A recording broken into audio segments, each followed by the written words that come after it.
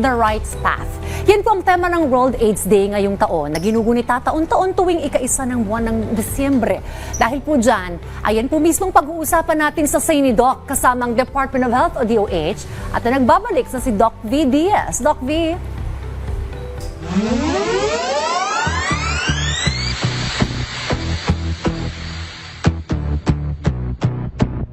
Magandang umaga mga ka-RSP. Ako po si Doc V. Diaz mula sa Kagawaran ng Kalusugan. Ngayon ay aalamin natin kung ano ang say ni Doc at ng mga eksperto pagdating sa iba't ibang usaping pangkalusugan. Tuwing unang araw ng Disyembre ay ginugunita ng buong mundo ang World AIDS Day. Ang taunang event na ito ay isang paalala na mas pinaigting pa ang mga inisyatibo upang matuldukan na ang mga HIV-related stigma o panghuhusga. Sa araw na ding ito ay maipakikita natin ang ating suporta sa mga people living with HIV at alalahanin ang mga kapatid nating namayapa dahil sa sakit na ito. At kaugnay niyan ay makakasama natin si Sir Rain Mendoza, ang presidente ng People Living with HIV. Magandang umaga po, Sir Rain. Welcome po dito sa Say ni Doc at sa Rise and Shine Pilipinas. Para po sa mga kababayan natin na nalilito o baka hindi pa po nila alam, pakipaliwanag po sa atin ang pagkakaiba ng HIV at AIDS. Good morning po, no, Doc. Ang HIV po ay isang infeksyon kung saan pinahihina nito ang immune system ng isang tao. At kapag mahina ng immune system ng isang individual or tao, dito na po pumapasok yung AIDS condition. So, ang HIV po ay virus at ang AIDS ay isang condition. So ano po ba ang mga panganib o risk factors na mga nakagawian at sitwasyon na maaring mapaglagay sa isang tao ng mas panganib na makuha ito at makahawa siya? Sa HIV po, pag pinag-usapan natin ng sexually transmitted infection din po at HIV, isa na po dito yung infection po with infected partner ng walang proteksyon. Gayon din po ay yung mother-to-child transmission at ito na rin po yung transmission po ng blood and blood products po, no, ng infected individual. So ano naman po ang mga simptomas ng HIV/AIDS na mararamdaman? Mararamdaman ho ba agad ito kapag nagkaroon ng infeksyon sa mga unang linggo o sa mga unang araw na nakipagtalik o nakuha niya yung virus na ito? Sa katotohanan nga po, Doc, ay walang signs and symptoms ang HIV. No? At ito lang bang po ay madedetermine sa isang HIV screening or testing. Yun po. Maaari pong ang isang tao po na walang sakit ay meron po na siyang HIV infection sa katawan. Kaya importante po yung HIV screening sa isang individual. Should someone get tested for HIV/AIDS, lalong-lalo na kung siya ay sexually active o kaya ginagawa yung mga nabanggit na risk factors?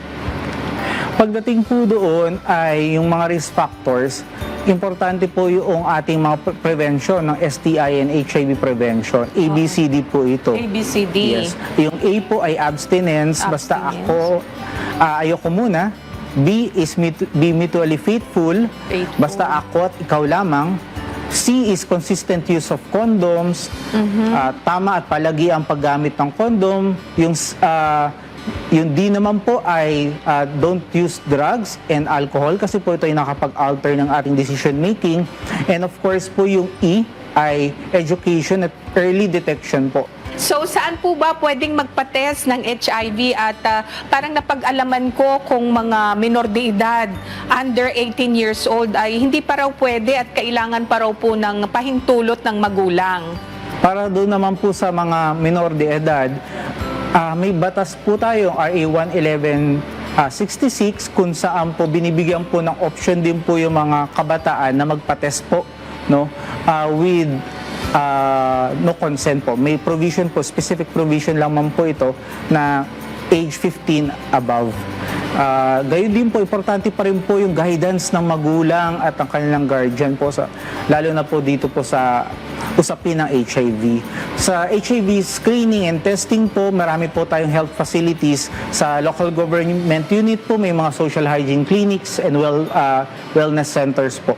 Sinabi po na walang gamot dito ho sa HIV/AIDS, pero may mga paraan naman po na upang maging mababa ang virus na ito sa katawan, hindi siya dumami at hindi ka magkaroon ng mga simptomas. Ano-ano po itong mga paraan na to upang bumaba yung viral load kung mayroon na po? Maganda po yung tanong niyo po, Doc, no? Ngayon po, yung mga tao na nabubuhay na may HIV, katulad ko po, kami po ay umiinom ng antiretroviral therapy or ART, no? Or ARV po na tinatawag namin, kung saan ito po, iinumin na po namin to for life, araw-araw po, para po mabawasan yung pagkalat po ng virus sa aming katawan at magkaroon po kami ng opportunistic infection.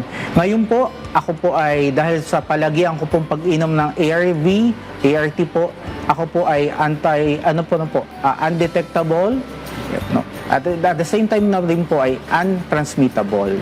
Ilan po ba ang dami ng may HIV sa Pilipinas at ang mga nasasawi?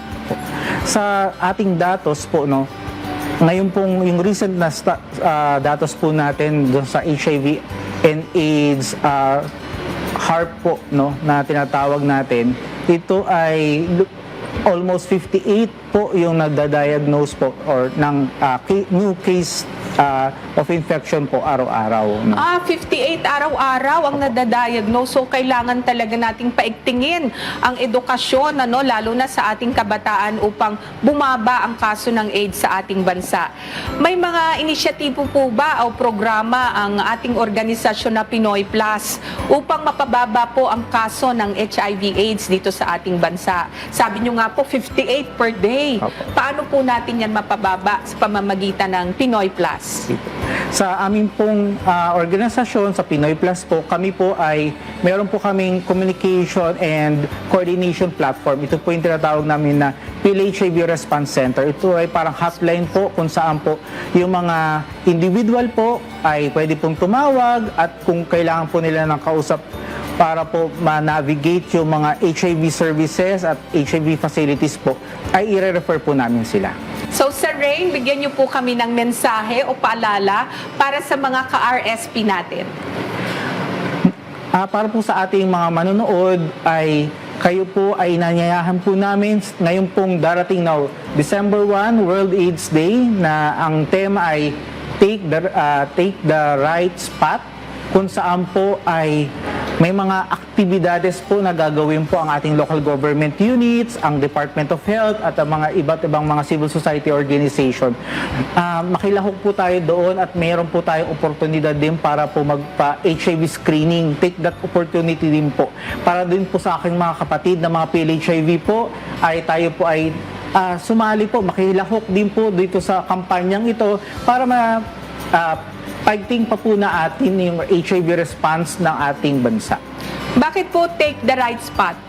Ano po yung essence ng tema? Yung Take the Right Spot po ay, ito po ay adapted doon sa UNAIDS na team ngayong taon po, kung saan binabase po lahat ng ating response doon sa karapatan. So, kapag pinag-usapan po natin ng HIV screening, yung client's rights po, pagdating po doon, yung karapatan din po sa pag-access po ng sustainable na antiretroviral therapy, gayon din po ay karapatan din po ng mga PLHIVs na mawala po yung panghuhusga at diskriminasyon sa amin po, no? Dahil sa aming kondisyon. Ayun, take the right spot. Maraming salamat po sa pagsama sa amin, Dr. Rain, ngayong umaga. Again, thank you very much po and stay healthy. Sa tulong ng mga progresibo o pag-unlad pagdating sa medical research sa pamamagitan ng pagpapalawig ng access sa treatment at prevention at sa paglawak ng pangunawa ng karamihan sa HIV/AIDS, ang mga ito ay naging isang malaking tulong upang magkaroon ng significant progress ang pag-address ng HIV/AIDS sa buong mundo. Ako po muli si Doc B, ang inyong kasangga sa kalusugan. See you next Wednesday, mga ka-RSP!